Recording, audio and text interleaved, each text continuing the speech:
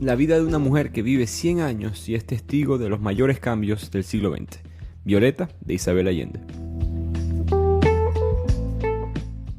Bienvenidos al episodio 85 del podcast que resume libros, Bibliotequeando. Volvemos a resumir un libro, en este caso después de la entrevista del episodio pasado. Como siempre les habla su anfitrión, Ricardo Lugo, @bibliotequeando en las redes. Ahí pueden tener acceso al contenido de distintos temas que consigo, el link para suscribirse al blog donde analizo y hago resúmenes por escrito, artículos sobre distintos temas de los libros. También se pueden suscribir al canal de YouTube, el mismo nombre, Bibliotequeando, y seguir apoyando el podcast con 5 estrellas.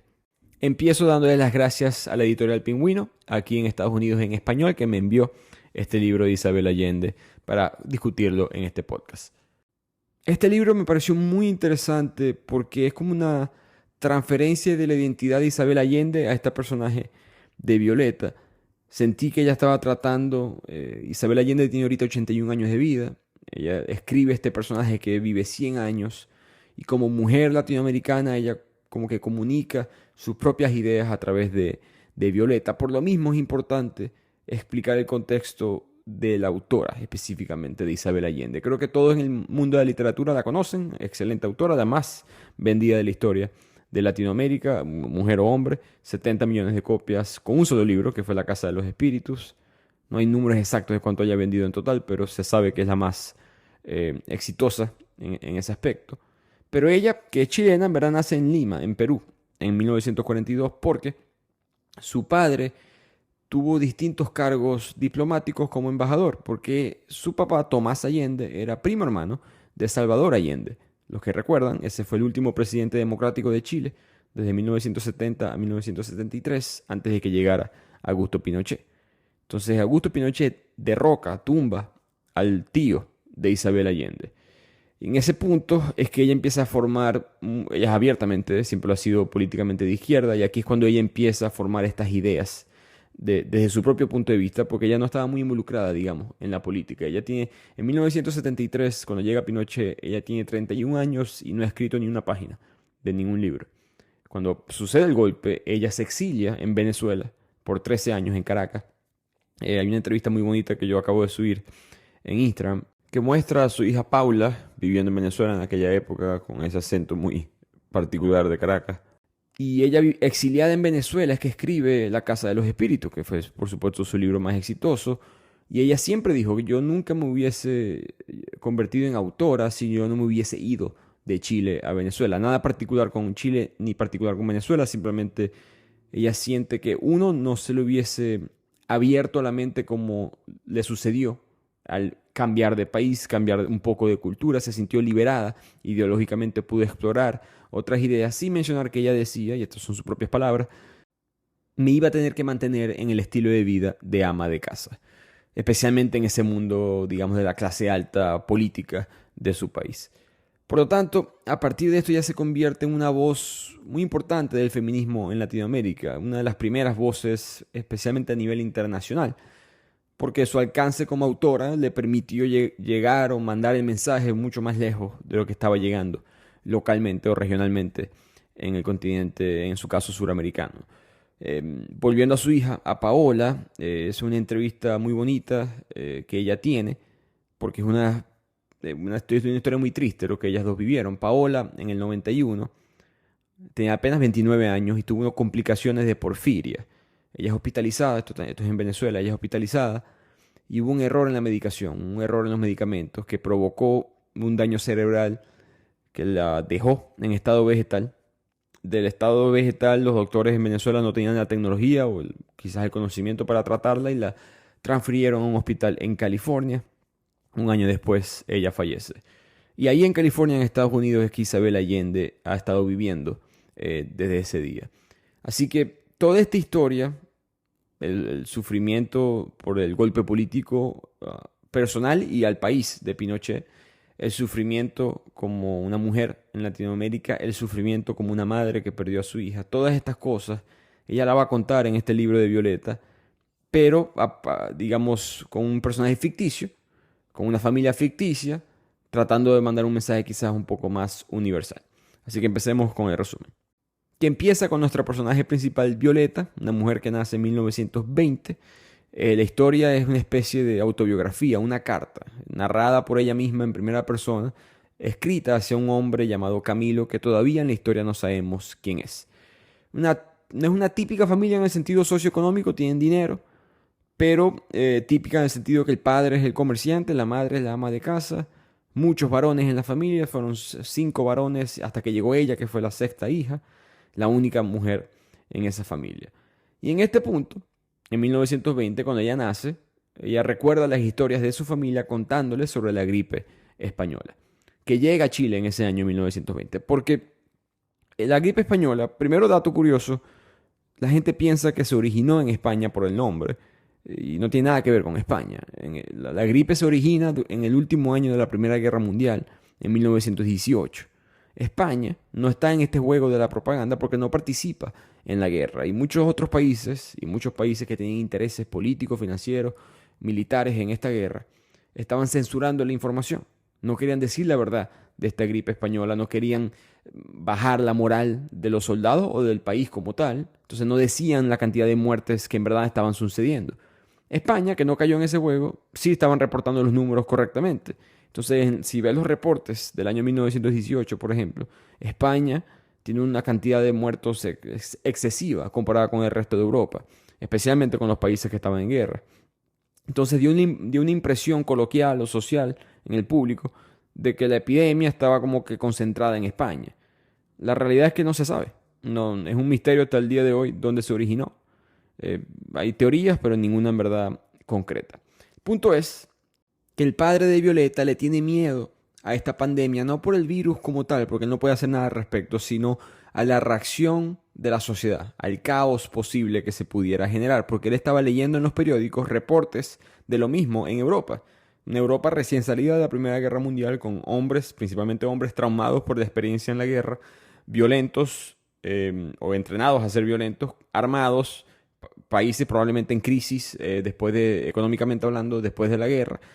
Y había mucha violencia, había mucho caos en Europa en este punto, especialmente con los indigentes, los moribundos que entraban a casas a la fuerza buscando comida, soldados que el gobierno se olvidó de ellos, robaban en los negocios, buscaban cómo sobrevivir.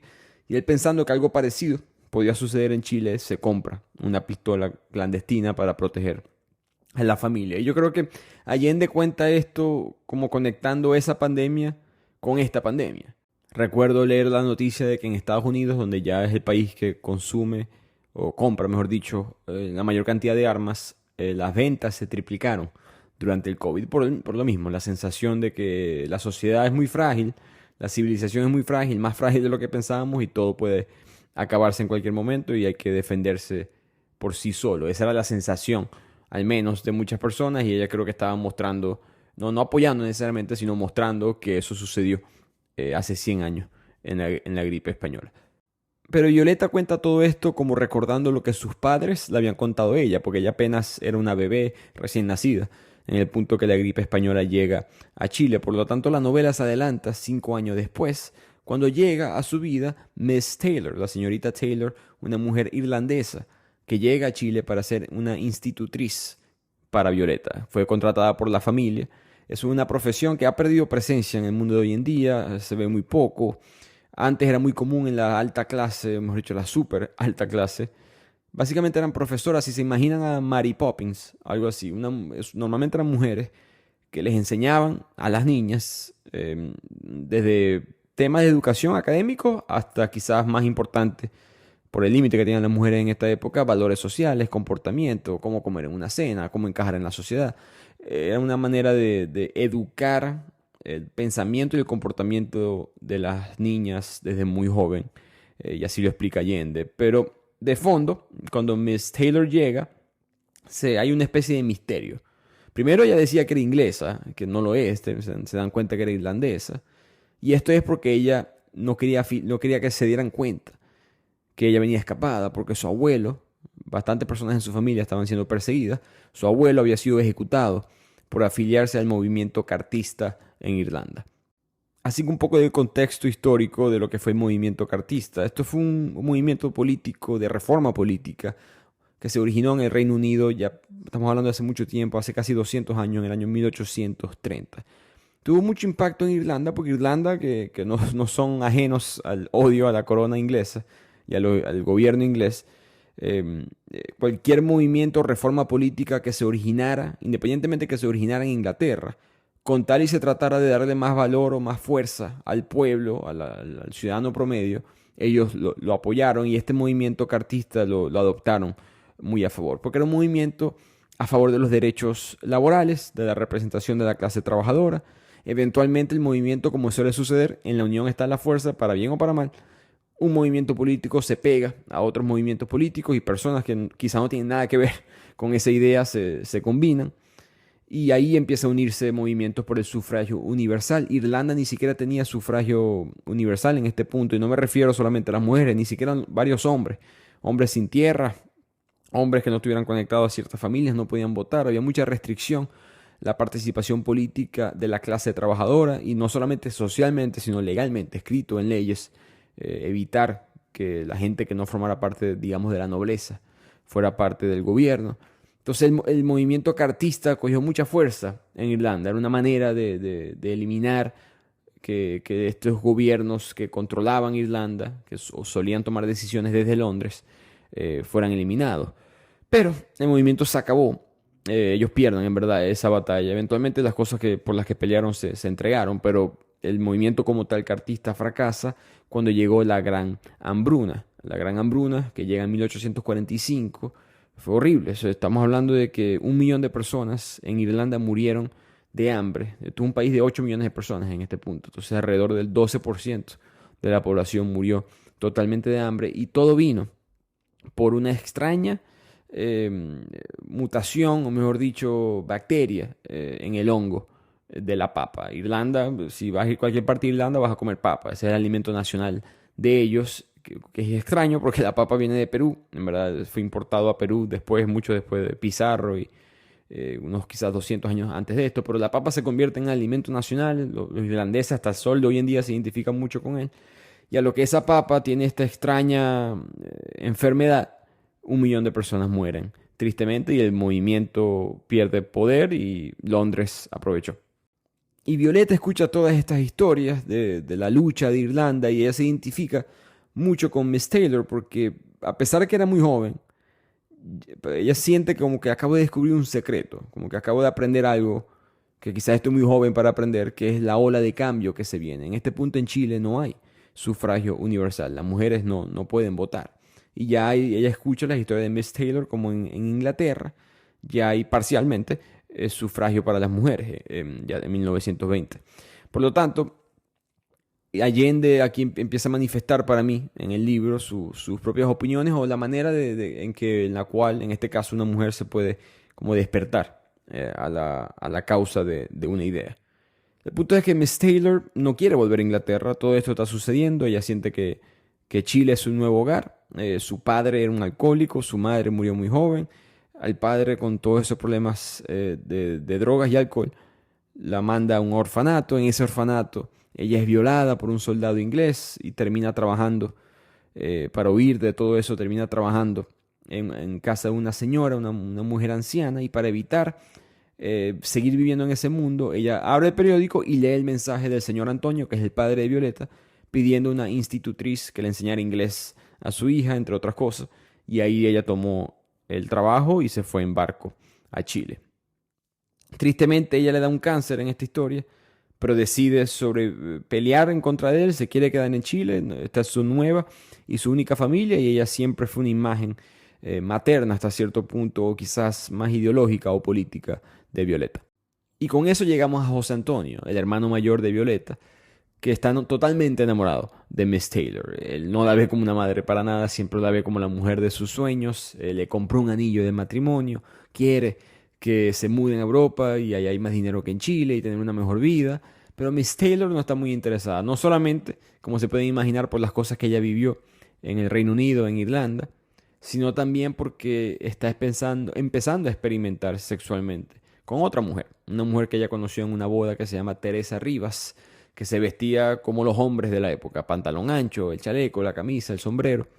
Y le gustó mucho esta Teresa porque era mente libre, no veía la fidelidad como una limitación, venía de la clase media, no tenía muchos recursos, pero era muy leída, tenía relaciones con hombres y mujeres. Le pareció eso muy diferente y recordemos, Miss Taylor, tristemente, solamente conocía el sexo a través de las violaciones de ese hombre inglés. Entonces ella empieza a tener una relación amorosa con esta Teresa que no solamente, digamos que el tener sexo con alguien de su propio género, no era solamente una manera de rebelarse sexualmente, sino una manera de abrir la mente para ella. Y estaba buscando libertad que no la tuvo en Europa. Y para ello, Teresa representó eso, para ello sin mencionar el amor que ellas dos iban a formar. Así que José Antonio se va a quedar con ese anillo por un buen rato, como vamos a ver. Y no fue fácil para Miss Taylor y para Teresa vivir en las calles de Latinoamérica, en este caso Chile, en 1930, más o menos, en este punto. Las llamaban mariconas en la calle, disculpen la palabra, pero es lo que dice el libro. Y fue un choque cultural, pero que Miss Taylor, que viene de esta sangre irlandesa, que está en contra del sistema, sea cual sea el sistema, ella como que lo adaptó como parte de su propia identidad. Así que en este punto la vida de Violeta promete. Hay cambios sociales, hay estas discusiones, personas mente abierta alrededor de su vida. Pero de repente, su padre, que siempre había soñado con tener a la familia en el tope de la sociedad, había empezado a especular en la bolsa de valores, quería hacerse rico, había hipotecado varios de sus bienes con la intención de duplicar su dinero, su riqueza, pero, como suele suceder, sacó mal la cuenta y llega el famoso Viernes Negro. Un Viernes Negro que fue el día que empieza la Gran Depresión en Estados Unidos, un 29 de octubre de 1929. Mucha gente piensa que el Viernes Negro de este suceso histórico socioeconómico es el mismo que se utiliza o el mismo que se recuerda en los Viernes Negros de las ofertas, en el Día de Acción de Gracias. Eso no es cierto, es otro Viernes Negro. Pero el punto fue que en esta Gran Depresión, que en verdad dura varios días, se genera porque en la década de los 1920 había un frenesí especulativo en el mercado. Las acciones se estaban convirtiendo increíblemente sobrevaloradas, fuera del alcance de la mayoría de los estadounidenses, de la gente, después de años y años de la gente comprando y reinvirtiendo en el mercado, y un mercado que en valor seguía creciendo y creciendo y creciendo. Eventualmente todo estaba inalcanzable. Inversionistas promedio empezaron a comprar acciones a crédito. Eso aumentó, por supuesto, la deuda interna del país y, como toda burbuja, explota en ese día del Viernes Negro. Eso tuvo un profundo impacto, por supuesto, en Estados Unidos, pero como he dicho varias veces en el podcast, Estados Unidos estornuda y al mundo le da gripe. Millones de personas perdieron sus ahorros y empleos. El índice del Dow Jones cayó 90%. El PIB de Estados Unidos, el Producto Interno Bruto, cayó un 30%. El desempleo sube al 25%. Colas para poder comprar pan, o mejor dicho, poder conseguir pan en las calles. Una crisis total nunca antes vista en Estados Unidos. Hasta ese punto quizás nunca antes vista en el hemisferio occidental. Y a Chile le afecta este Viernes Negro, como le sucedió a muchos otros países, porque Estados Unidos era su principal productor. Chile dependía muchísimo y hasta cierto punto hoy en día sigue dependiendo de muchos productos que sean importados, de las necesidades básicas. Y Estados Unidos era su principal comerciante, su principal socio. Y ya no estaba produciendo como antes. Y Chile ahora viene una época de mucha hambre, ollas comunes, violencia. El presidente de la época, Carlos Ibáñez del Campo, oprime a los disidentes. Hay muchas protestas en la calle. De hecho, los hermanos de Violeta van a la calle a protestar, no por convicción política necesariamente, no porque estuvieran de acuerdo con el presidente o en desacuerdo, sino para desgastar la frustración que tenía de esta crisis económica que estaba ocurriendo. De hecho, en esas protestas, José Antonio se consigue con Miss Taylor al lado de Teresa, su novia, y novia entre comillas, porque Teresa no tenía relaciones formales, pero su pareja, y ella se presentó como identidad, dijo: hola, soy Teresa, una feminista, y era la primera vez en la historia que José Antonio escuchaba esa palabra. Eventualmente hay un golpe de estado con todas estas protestas, el presidente es destituido, una victoria moral para el pueblo, pero en verdad el hambre va a continuar en Chile. El padre de Violeta, que está a punto de perderlo todo, decide, en medio de la desesperación, realizar una estafa pirámide. Él se había enterado de esas estafas que se estaban poniendo de moda en otros lugares, pero en Chile nadie las conocía todavía. Así que empezó a hacerlas, recupera un poco, pero eventualmente, como sucede, colapsa la idea, le quitaron la membresía del club privado, lo buscó la policía por la estafa, él pierde las propiedades, él pierde sus activos en el banco, se declara en bancarrota y un día Violeta va caminando por la casa, entra al estudio de su padre y solamente escucha un disparo. El padre de Violeta se suicida, obviamente, en esta escena. Y la mamá de Violeta, que no sale mucho en la obra, se manifiesta porque ahora se separa emocionalmente de su esposo. Le agarra rabia al padre de sus hijos por no enfrentar el problema. Él creó todo este problema financiero, social, que van a tener que lidiar y huyó.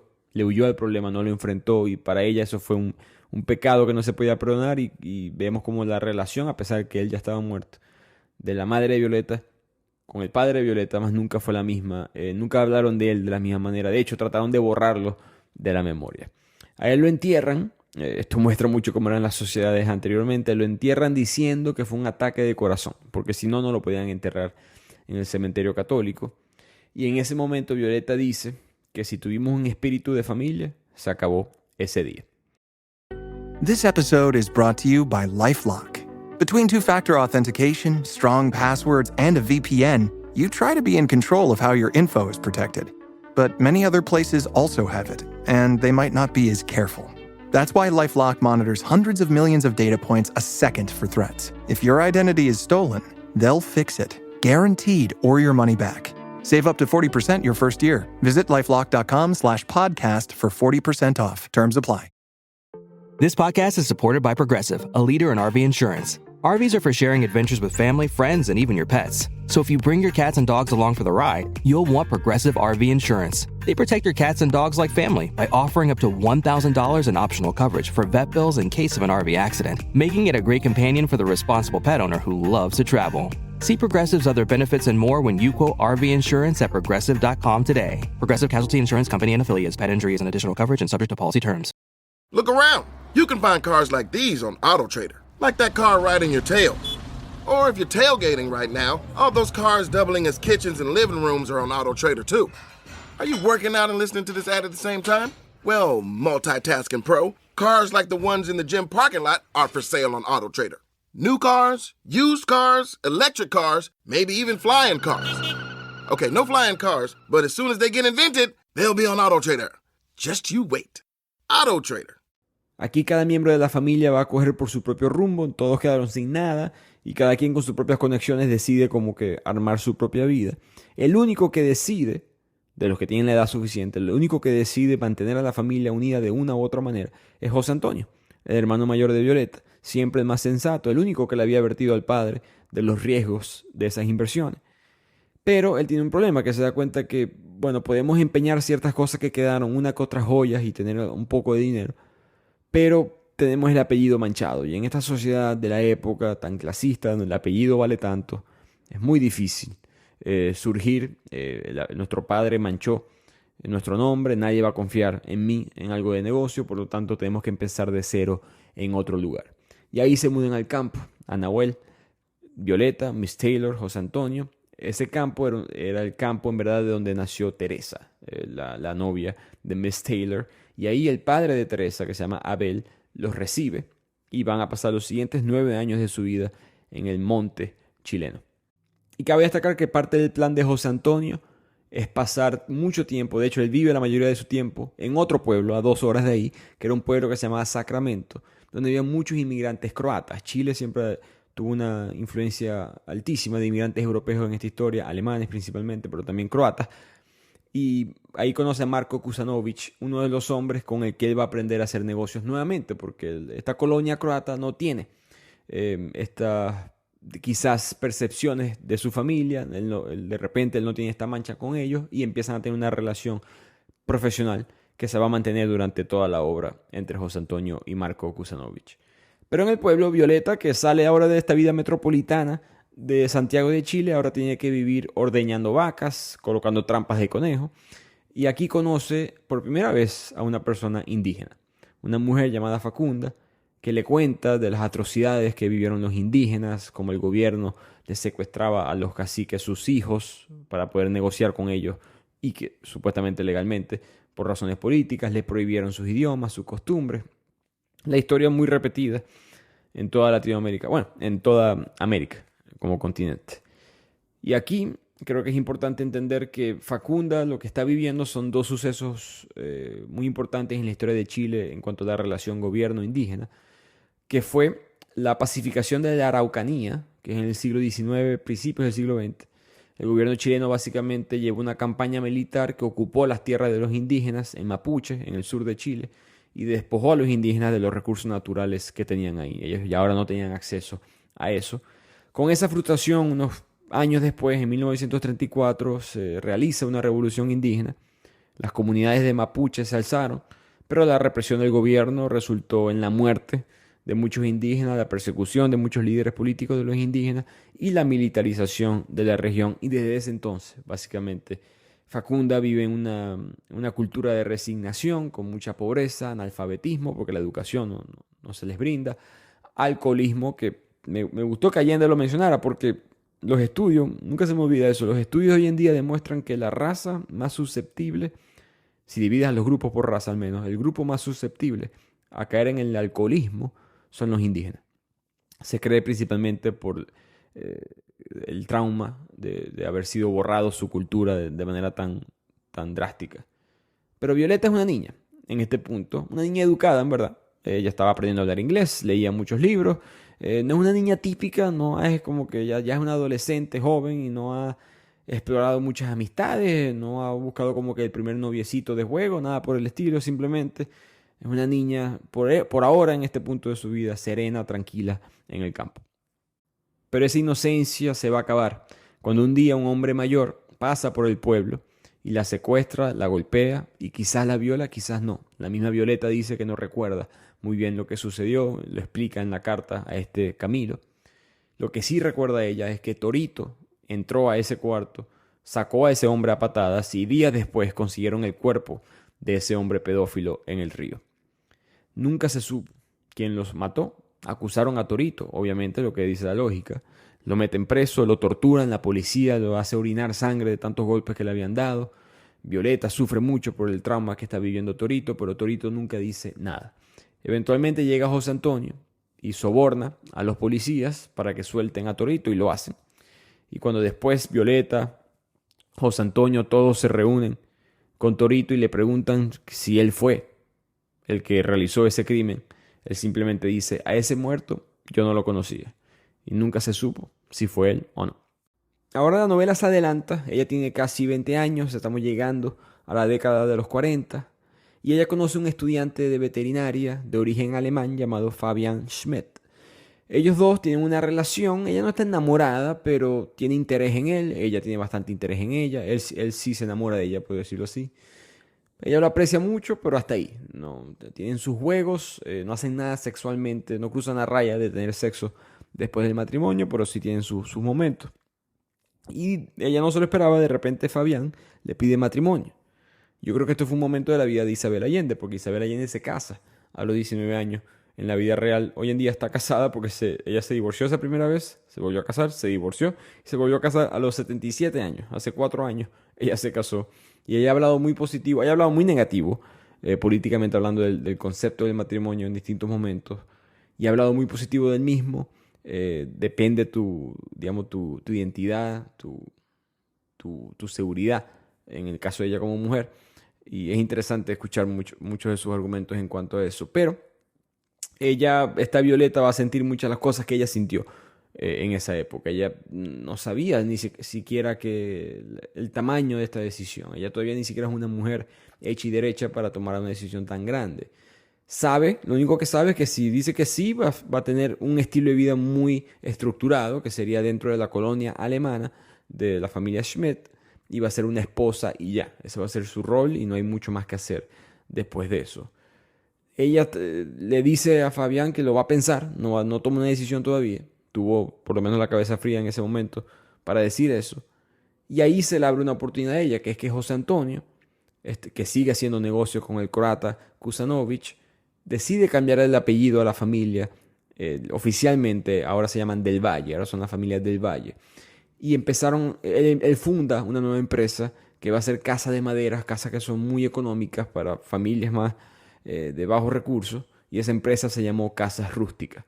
Y ahí ella vio una oportunidad de tener un argumento formal de ella ser independiente. Ella dice, bueno, yo tengo que ir a ayudar a mi hermano en esta empresa, voy a ser una socia de él, voy a ayudarlo con esto. Y ahí ella se va de este pequeño pueblo y se va a Sacramento a trabajar con su hermano. Pasa un año ahí trabajando hasta que llega la noticia de que su madre se estaba muriendo.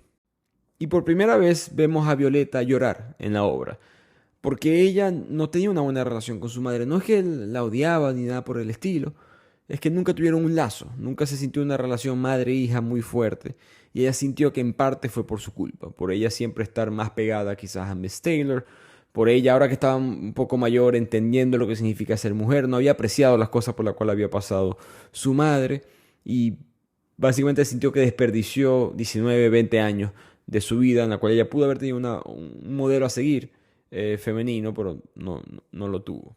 Sin mencionar que la madre nunca fue la misma después del suicidio de su esposo.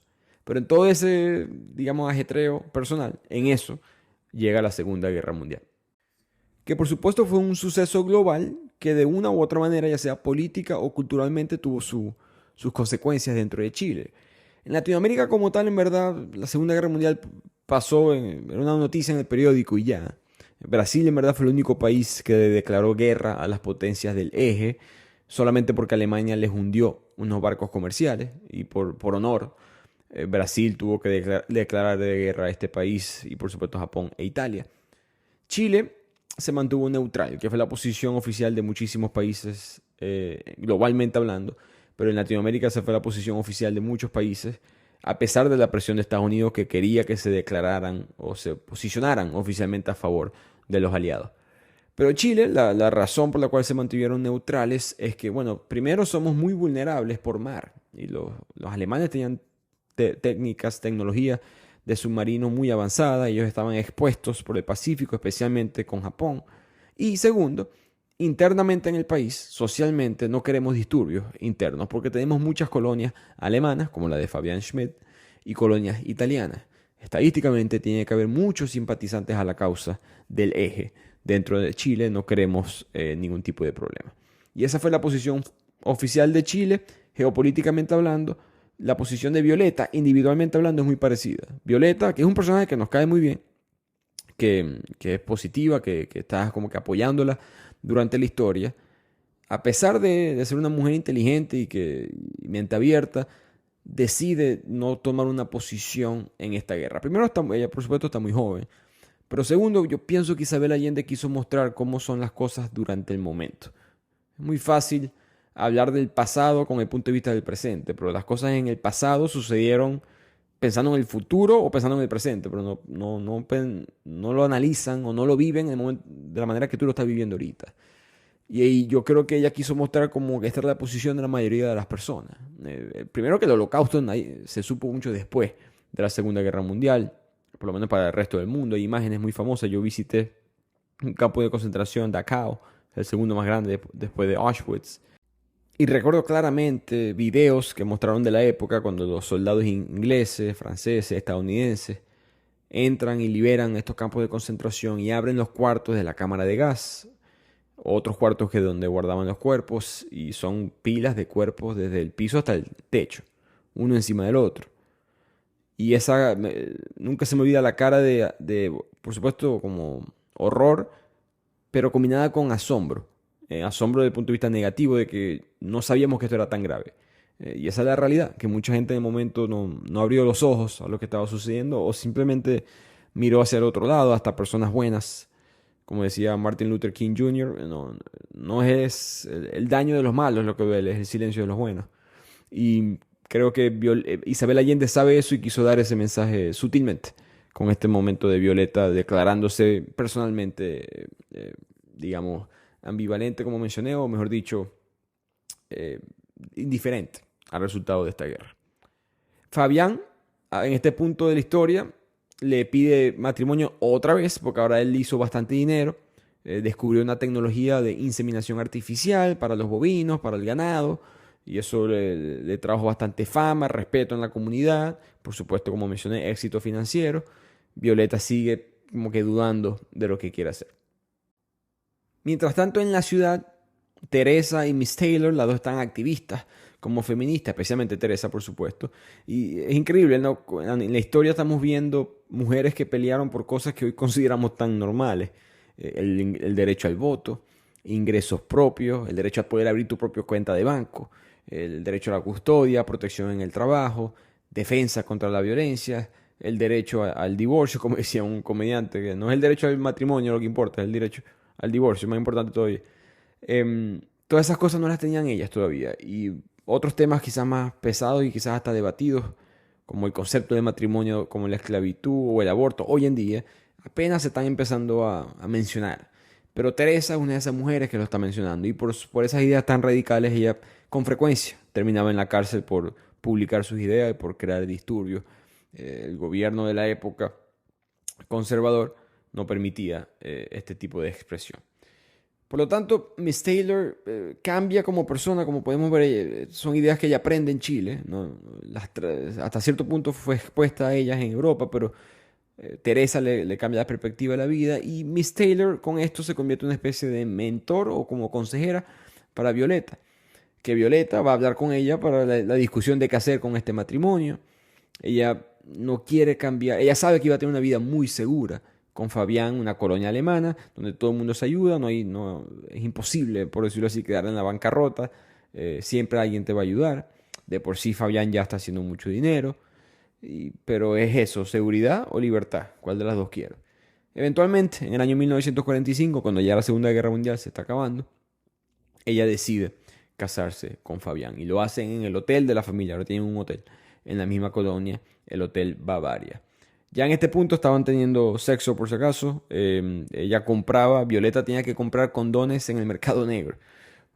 Porque los condones eran legalmente, solamente se podían vender a los hombres. Entonces ella con Teresa y Miss Taylor y otra gente conseguían condones aparte para poder tener sexo fuera del matrimonio.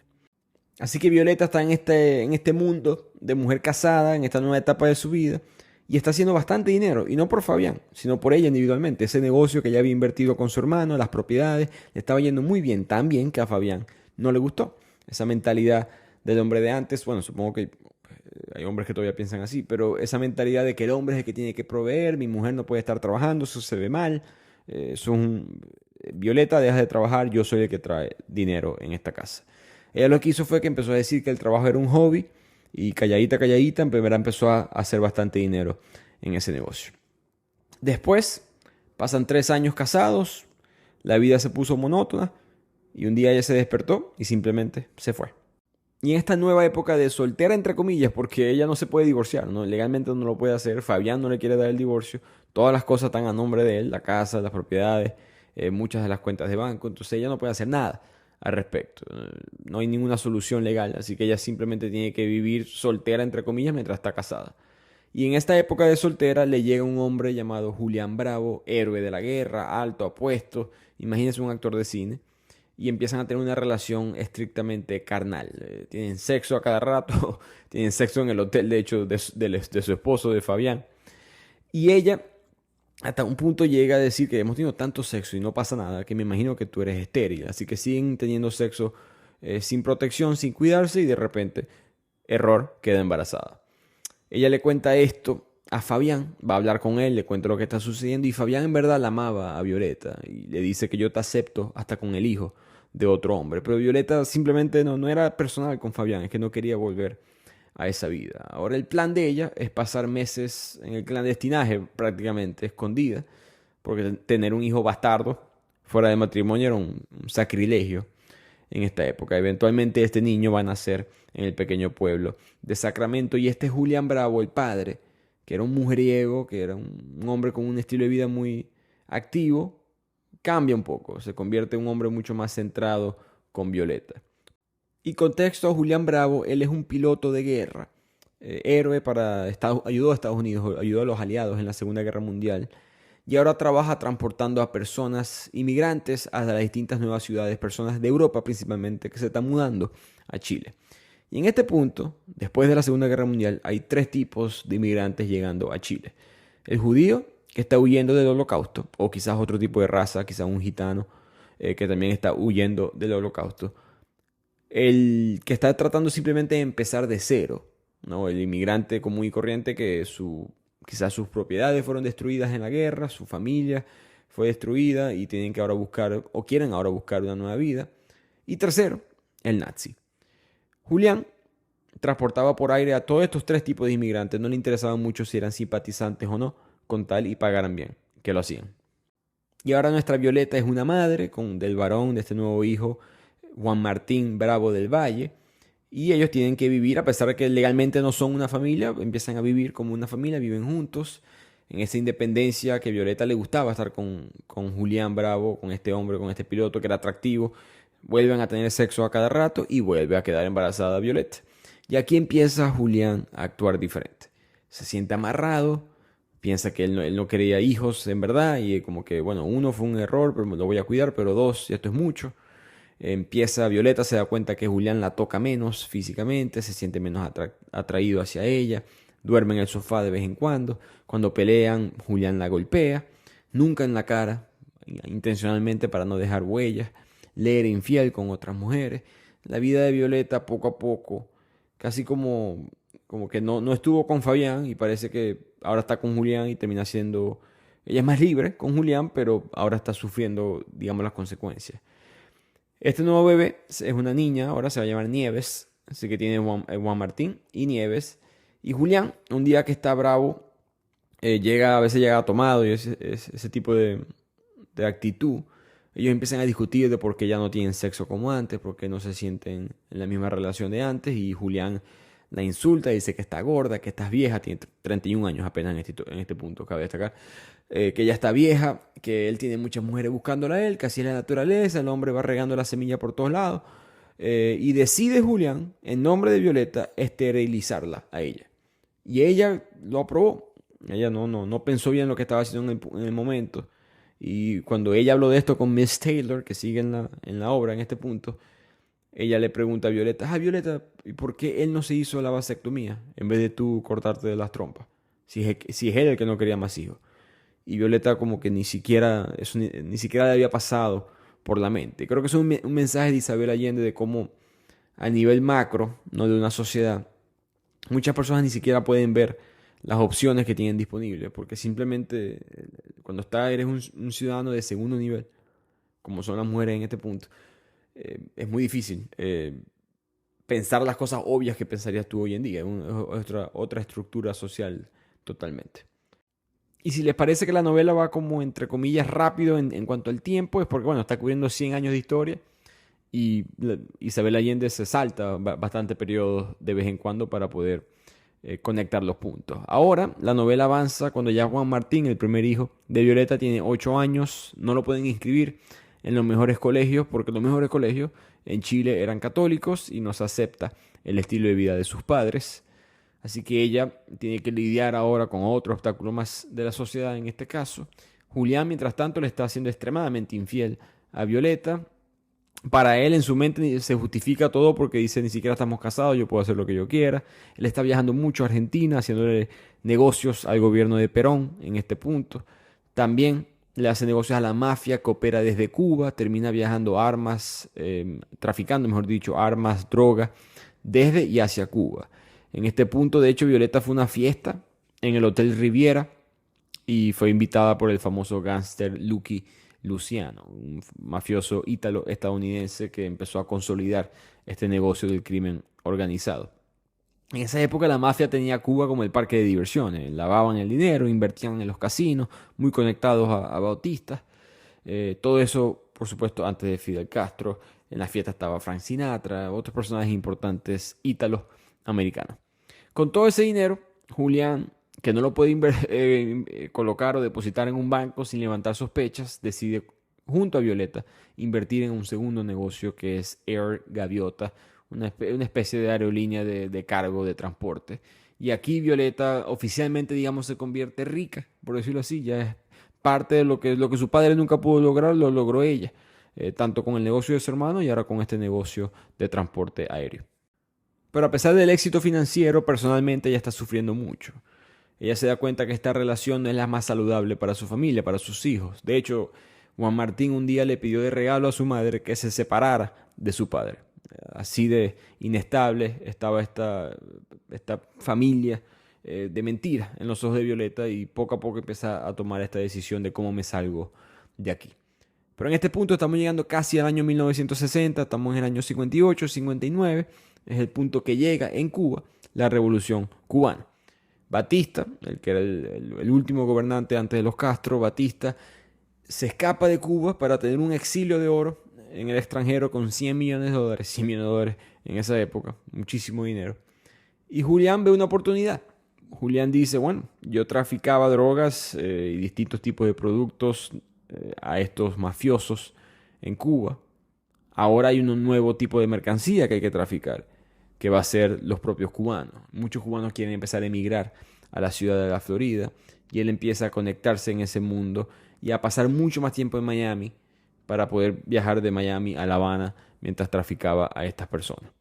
Y ahora en este punto de la historia, poco a poco, la gente del pasado, personas que no hemos hablado mucho en este resumen, pero tíos, amigos de la familia, ya todos están falleciendo. Ya llega esa etapa de la vida de Violeta, cuando llegas a tus 40 años y muchas de las personas que te formaron de joven ya empiezan a partir de este mundo. Pero sucede algo importante en Chile, que es un terremoto que, esto es lo que dice la historia, duró 10 minutos, tsunamis hasta Hawái, un barco pesquero terminó en medio de la ciudad de Sacramento, miles de muertos. Isabel Allende, la autora, nunca menciona el nombre de este terremoto, pero supongo que se refiere al terremoto de Valdivia de 1960, que es ampliamente considerado uno de los terremotos más poderosos jamás registrados en la historia. La magnitud fue de 9.5, casi el máximo en la escala de Richter. Entre 1.000 a 6.000 personas muertas en ese terremoto. Lo relevante de eso en la historia es que Teresa, esa feminista que estuvo presa, por cierto, por comunista en un punto en la historia, muere por el humo del fuego. Ella estaba sufriendo de un cáncer de pulmón. El humo del fuego, un incendio causado por el terremoto, fue demasiado. La misma Nieves, la hija de Violeta, tuvo un poco de quemaduras, pero sobrevivió. Y algo quizás bueno dentro de todo esto, que Miss Taylor, al perder a Teresa, se iba a devolver, iba a regresar a Irlanda 40 años después de haber vivido en Chile, y al fin se dio cuenta que su hogar era Chile y que su amor era José Antonio, el hermano de Violeta.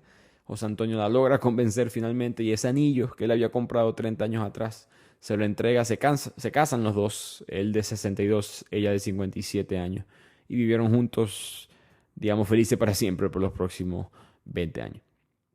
Pero lo importante o relevante en este punto para nuestra protagonista es que consiguió la anulación del matrimonio. Por cuestiones financieras, la familia de Fabián Schmidt se dieron cuenta que era mejor eliminar a Violeta de los documentos, eliminarla de la familia, y decidieron, por cuestiones de negocio, anular el matrimonio. Así que a los 40 años de edad, Violeta al fin es una mujer oficialmente soltera.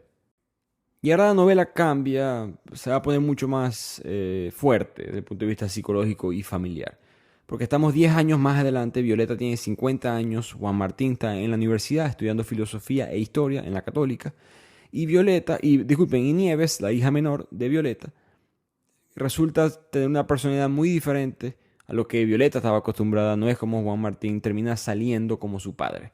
De hecho, básicamente se muda con su padre, que como mencioné anteriormente, estaba pasando la mayoría de su tiempo en Miami. Así que Nieves, que tiene 18 años, se muda a Miami, le gusta ese estilo de vida, expuesta a esta vida de vicio. Su padre de por sí compraba y consumía cocaína que él mismo padre a veces le daba a su propia hija de 18 años.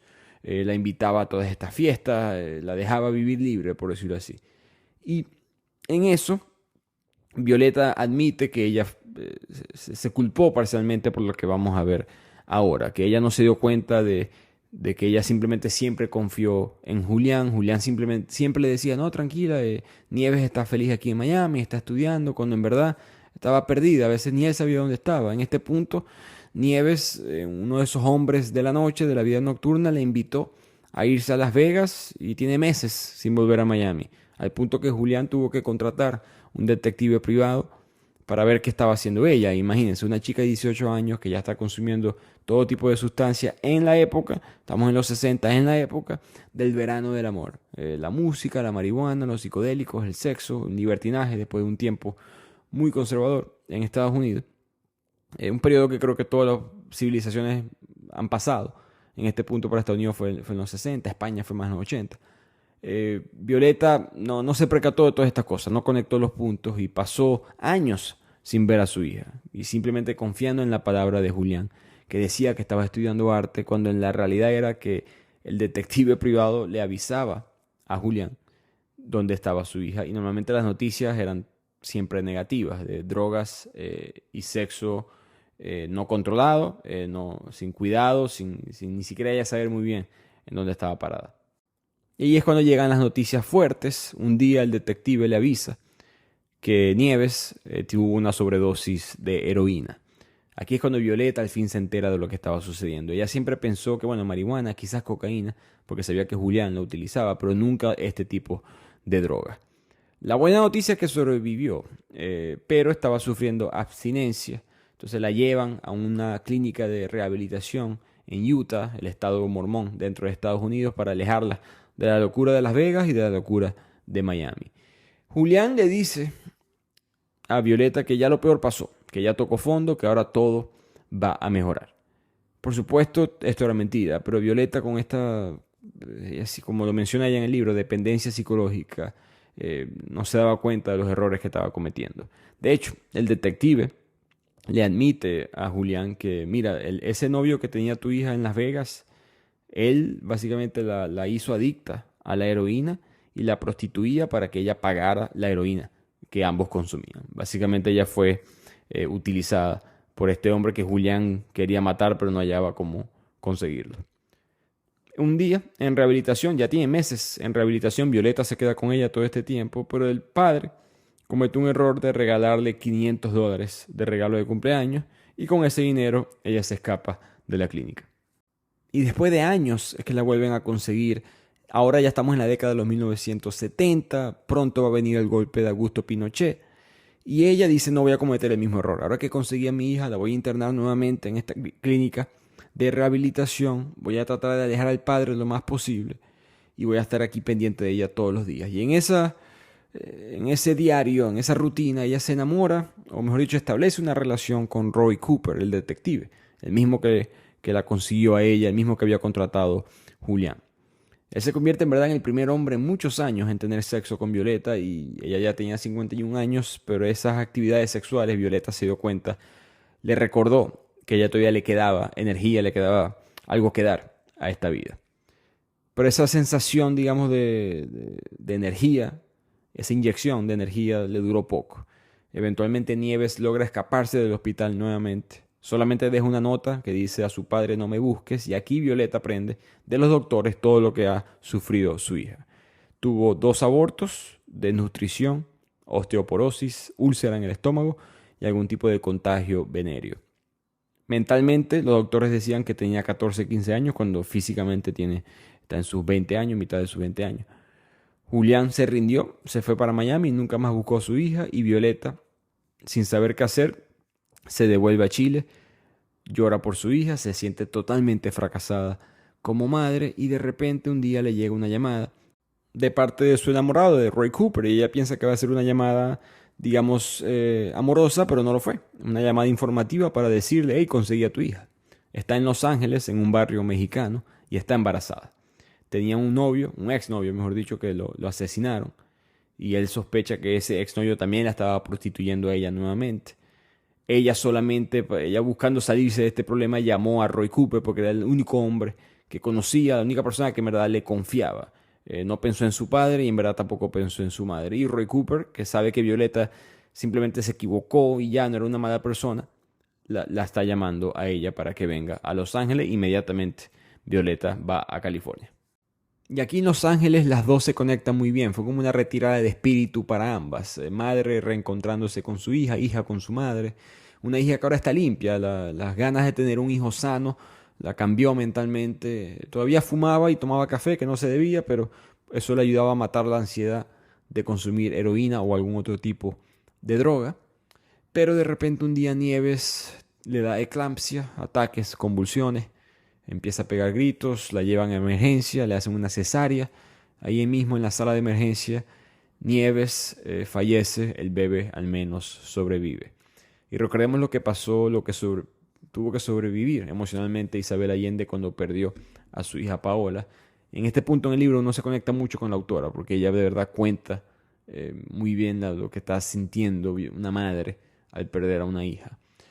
El punto es que Violeta se queda en el hospital, mira el cuerpo de su hija y mira al bebé, ahora un varón, y ella le promete a su hija, ya que ya está en otro mundo, que va a ser la madre, el padre y la abuela de ese niño, que lo va a cuidar como ella tristemente no lo pudo hacer por ella, pero que esta va a ser su manera de pagarle ese error a su hija. Este bebé, este nieto, es un varón y se llama Camilo, a quien ella le está escribiendo este libro. Así que ahora Violeta se lleva a Camilo a Chile después de un pequeño asusto, porque había un problema legal. Camilo es estadounidense por nacimiento. No tiene madre, que obviamente falleció en el parto, y el padre nadie sabe quién es. Violeta tuvo que resolver y contactó a Roy Cooper, que es un resuelve problemas, y se le ocurrió cómo resolver este. Él dijo, vamos a decir mentiras, vamos a decir que Camilo es hijo mío, que yo tuve una relación amorosa con tu hija, y que de ahí ella quedó embarazada, y que ese hijo es mío, y así yo te doy permiso como padre oficial de ese niño que te lo lleves a Chile. Y así fue, y así empieza esta nueva etapa para Violeta y Camilo de regreso en Chile. Pero estamos en los 70, principios de los 70, mal momento para empezar una nueva vida en Chile, porque va a llegar el golpe de Estado de Augusto Pinochet. Y en este punto eso es problemático para la familia de Violeta, porque su hijo, Juan Martín, se había convertido en un activista de la izquierda política, anti-intervención de la CIA, promoviendo programas para los pobres. No era un radical, o sea, no era un fanático.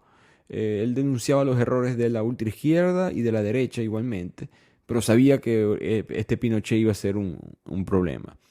Y cuando llega el golpe de Estado, que llega por distintas razones, voy a mencionar un suceso político muy bien reportado, pero principalmente lo que menciona la autora en el libro es la crisis económica, la polarización mediática, la polarización social, el apoyo militar de Estados Unidos, geopolíticamente la Guerra Fría, el comunismo o algún tipo de gobierno de izquierda alineado al socialismo o el comunismo es un problema para Estados Unidos. Por lo tanto, el capitalismo es un problema para la Unión Soviética. Todo esto, todo es una ficha, ¿no? En esta época en la historia de Estados Unidos y la Unión Soviética están jugando un juego de mesa prácticamente y utilizan al resto de los países como ellos quieren. Y en eso llega Pinochet y se acaba este reinado, entre comillas, de Allende, el tío de nuestra autora.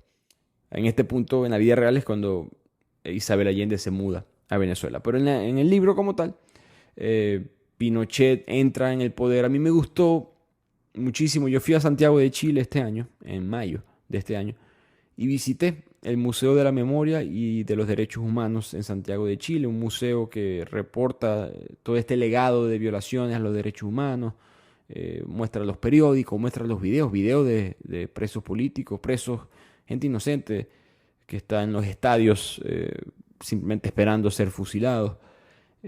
Imágenes fuertes. Me gustó que Chile recuerda eso. Espero que mi país más adelante en un mejor futuro haga lo mismo. Pero en este golpe de Estado se establece un toque de queda. Pasan varios días con Juan Martín escondido, con Violeta. Ella aquí es que aprende de todo lo que está haciendo Pinochet, de los estadios, los asesinatos, la depresión, las desapariciones, lo militarizado que estaba el país, unas masacres que hubo en las universidades, estudiantes que fueron asesinados. Eventualmente Violeta le dice a su hijo que, bueno, tú te puedes escapar, tú te puedes ir con tu padre. Tu padre tiene todos estos aviones y todas estas empresas de transporte y todos estos contactos políticos. Él debe conseguir alguna manera de sacarte del país, evitar que te pase algo. Pero Juan Martín y Julián tenían una mala relación, en gran parte por la política. Juan Martín veía a su padre como muy yanqui, su padre veía a Juan Martín como muy socialista y no se llevaban bien. Al final, con la ayuda de Torito, ese mismo Torito del pueblo, que ya está de edad avanzada, pero de esa edad avanzada de pueblo, una persona activa, siempre haciendo trabajo, estaba en forma y ayudó a que Juan Martín se escapara de Chile. Pero Violeta no sabe nada todavía. Lo último que supo de su hijo fue que se fue con Torito por la frontera y va a pasar los siguientes 4 años sin saber nada de su hijo. En cuanto a la conclusión de la dictadura de Pinochet, Isabel Allende no muestra mucho porque en el momento no se sabía mucho. Ella lo muestra, el libro lo está escribiendo desde el punto de vista de Violeta. Se sabe mucho más ahora que lo que se sabía antes.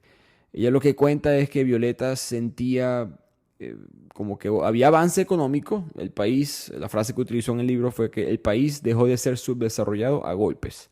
Pero por dentro sufríamos, ¿no? El costo fue la libertad, el costo fue el pensamiento. Ella sentía que el pueblo estaba dormido, sin mencionar oprimido. Al final de la dictadura se estima fueron 2.000 asesinados, un poco más de 2.000 asesinados, más de 1.000 desaparecidos. Tienes que asumir que están muertos, así que en total 3.000 muertos que tuvo Augusto Pinochet en esos años. 200.000 personas se fueron de Chile a otros países, incluyendo la propia autora, como ya mencionamos. Y la sociedad estaba muy militarizada, ¿no? Había militares en todo tipo de negocio, en todo ámbito de la sociedad, que eso no era normal. Y eso creó una sensación de miedo, ¿no? Casi como si estuvieras en guerra contra el pensamiento. Y eso para ella fue el peor pecado, o digamos el pecado psicológico, obviando las muertes, que es lo peor que se puede hacer. El pecado psicológico de la fábrica que le costó a la sociedad chilena es algo que Violeta sintió, que no era muy política en todo este libro, y aquí empieza como a convertirse. Finalmente ella consigue noticias de su hijo, de Juan Martín. Estaba en Noruega, de todos los países del mundo. Lo que sucedió fue que él cruza la frontera hacia Argentina, llega a Buenos Aires y se convierte en un periodista. Empieza a reportar para periódicos de Europa lo que estaba sucediendo en Chile, específicamente para Alemania, porque los alemanes que tenían tantos exiliados en Chile tenían un interés muy fuerte por el continente y por las dictaduras que estaban sucediendo en el mismo. Parecido quizás a un venezolano hoy en día que le interesan mucho las elecciones en Argentina o algo por el estilo.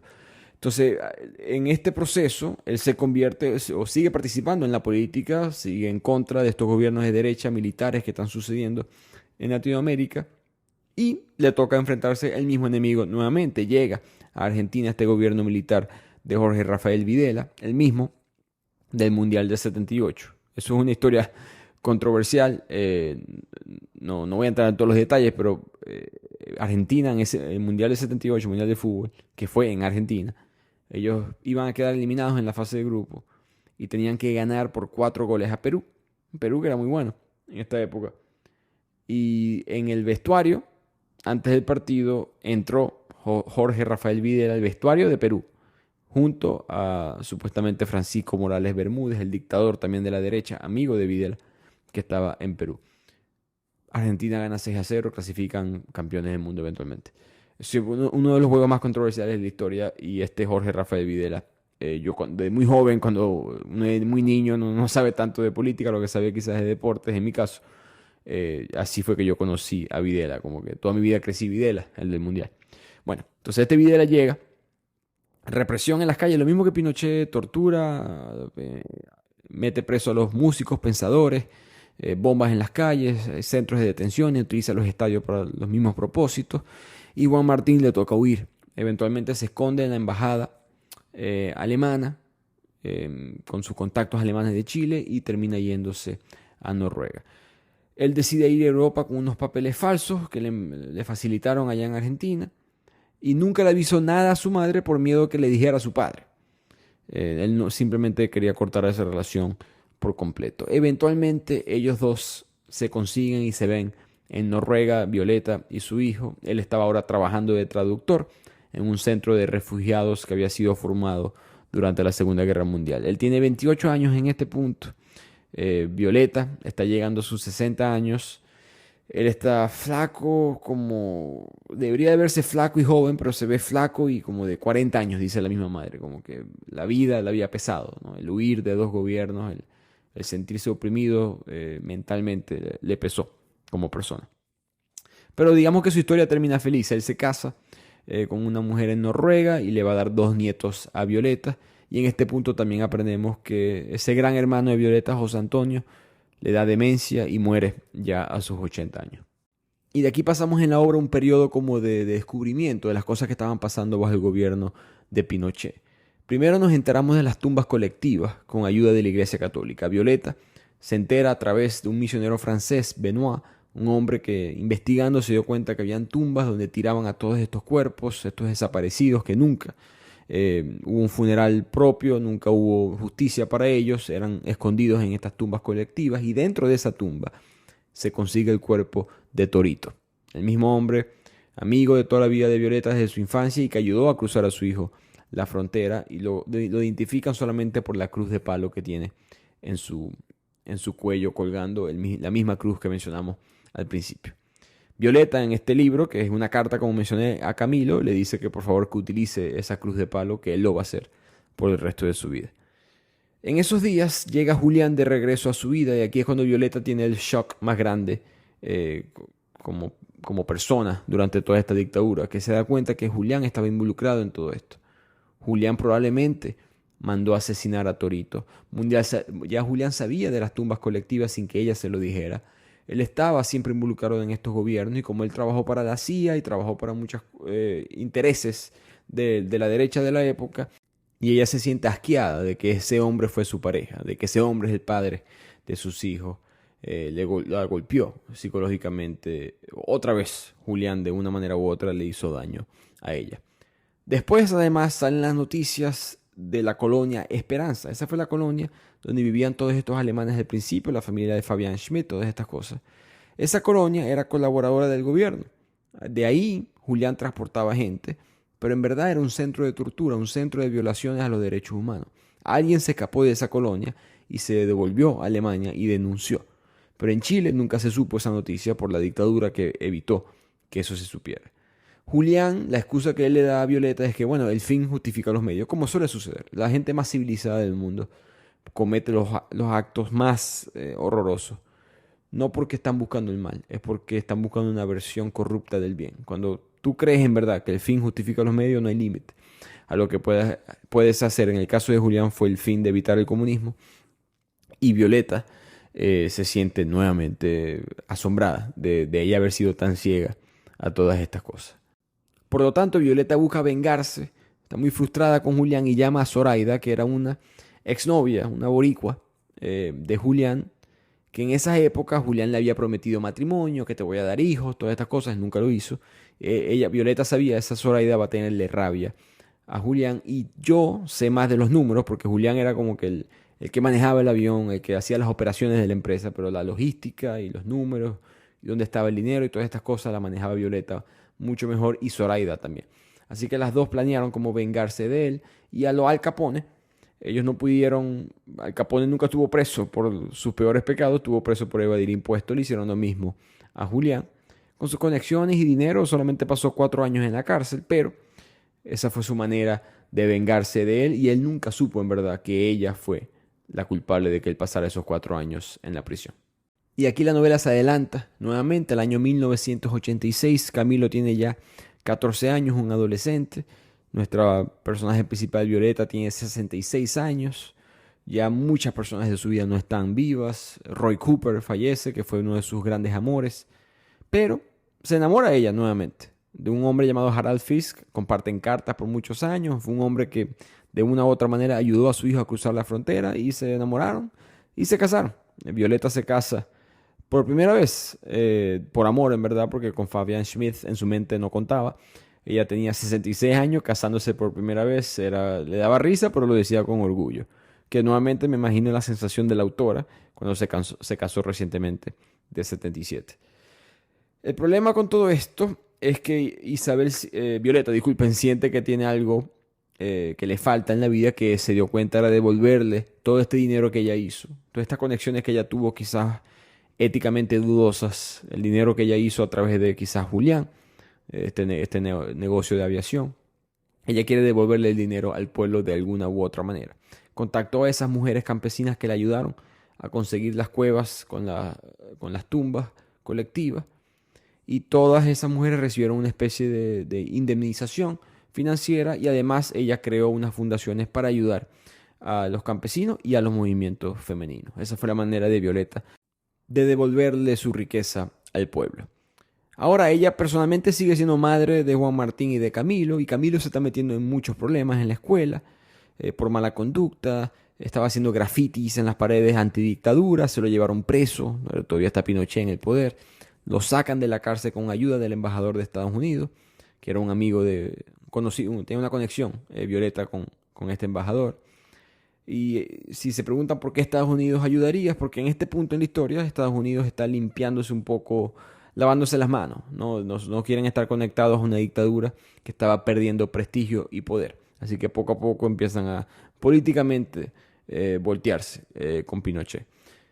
En ese momento Camilo, como mencioné, muy mala conducta, estaba poniendo ratones en los bolsos de los profesores, lo conseguían con revistas porno, fumaba marihuana. Y el rector decide no expulsarlo, solamente por compasión, pero sentía que tenía suficiente argumento. Y si eso hubiese pasado, su vida hubiese sido muy diferente, porque lo que terminó pasando con Camilo es que se convirtió en un cura. Y ahora, 3 años después, en el año 1989, pasan 2 cosas muy importantes. Cae la dictadura de Pinochet y cae el muro de Berlín casi por su propia cuenta, como dice Violeta.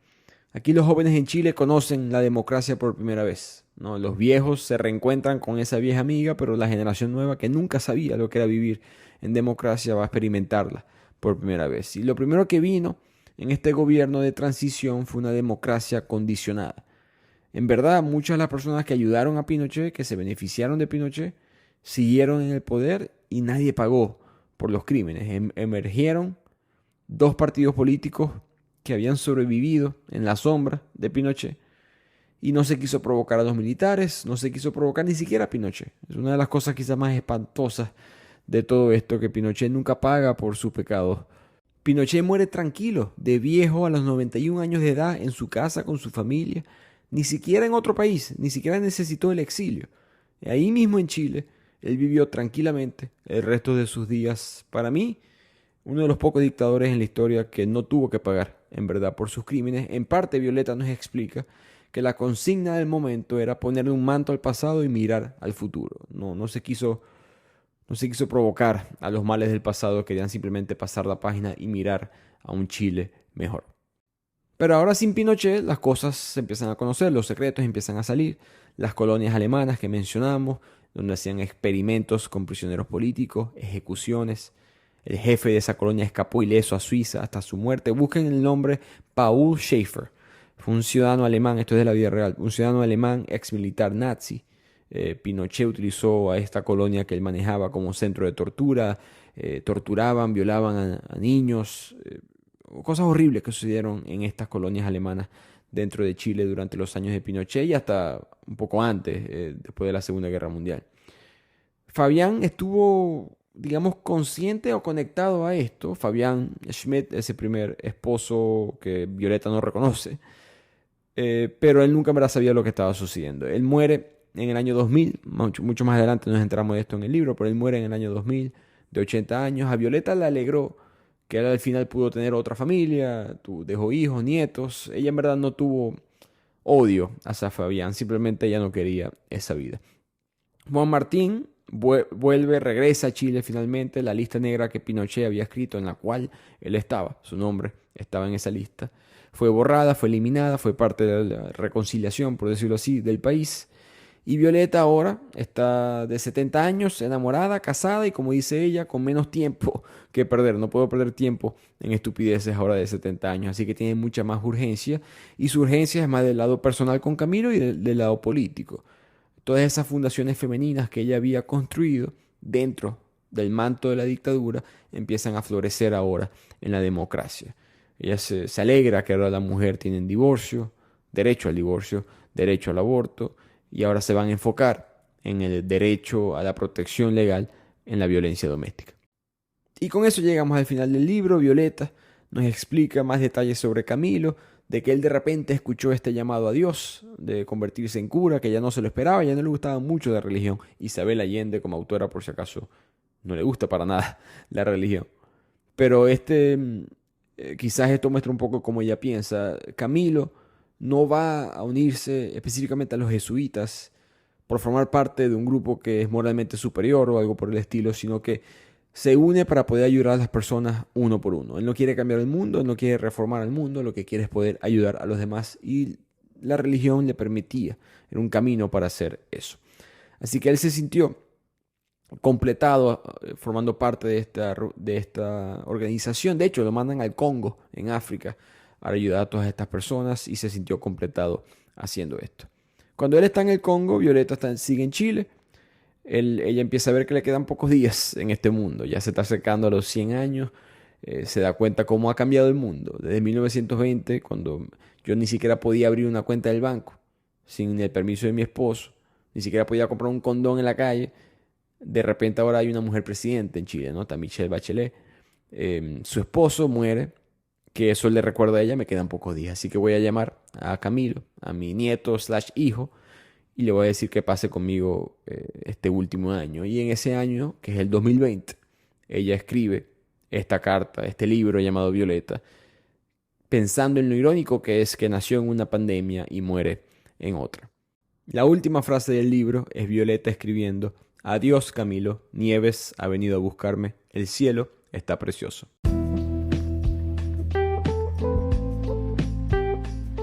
Y con eso llegamos al final de este resumen. Como siempre, unas últimas palabras para terminar la historia. Espero que la hayan disfrutado. A mí me gustó mucho, me entretuvo. Una novela, no es una novela histórica, pero tiene sus momentos críticos de la vida, tanto personales para Violeta y sus familiares como para el país o para el mundo, políticamente hablando. Y creo que es una constante en la vida de todos nosotros, ¿no? Todos nacemos en una época que no nos damos cuenta, quizás está atrasada en muchas cosas, y más adelante nos percatamos que hay cambios que son necesarios, que hay cosas que hay que cambiar y que nosotros podemos formar parte de ese cambio, y que la vida la podemos vivir de esas dos maneras. En el sentido directo de los hijos que tú dejas en el mundo, es una manera de mejorar el mundo, como lo hizo ella con Camilo, como lo hizo ella con Juan Martín. No lo pudo hacer tanto con Nieves, pero Nieves fue una vía a Camilo. Y está el otro lado, o la otra vía, que es dejar la idea, ¿no? Que mejorar el mundo con las ideas. Y ella perteneció a ambos grupos, perteneció a momentos oscuros, tristes, grises de su vida, de ambos lados, pero esos errores te forman, esas situaciones te hacen la persona que eres, y eventualmente vas a dejar el mundo un lugar mejor si lo haces de la manera correcta, y creo que Violeta es un ejemplo de eso. También hay muchos aspectos que no se pueden percatar bien en el resumen, que son de la soledad. Isabel Allende mencionó que parte del libro es inspirado en su madre, que ella vio como su mamá dejó de estar conectada al mundo, ya en la vejez como que no tenía energía, o ya su entorno, ¿no? Su cultura, el mundo en el cual ella nació se desapareció. Sus amigos empiezan a fallecer, queda ella sola en este mundo, y ella sintió que quizás la mamá de Violeta representa eso. Al mismo tiempo Violeta hacia el final se rejuvenece, evita ese error de una manera u otra. Así que espero que hayan disfrutado de este resumen. Nuevamente gracias a la editorial Pingüino por enviarme este libro, y nos vemos la próxima semana en otro episodio de Bibliotequeando.